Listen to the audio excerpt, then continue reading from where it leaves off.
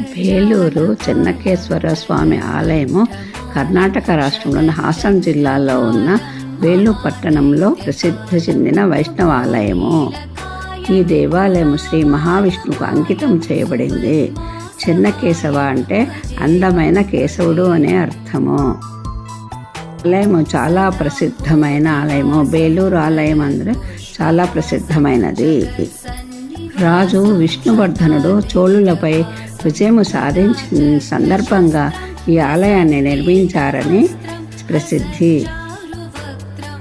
ఆలయము నక్షత్రాకారము వేదిక పైన నిర్మింపబడి ఉంది. గోడలకు రామాయణాలు, మహాభారతాల కథలు అద్భుతంగా చెక్కబడాయి.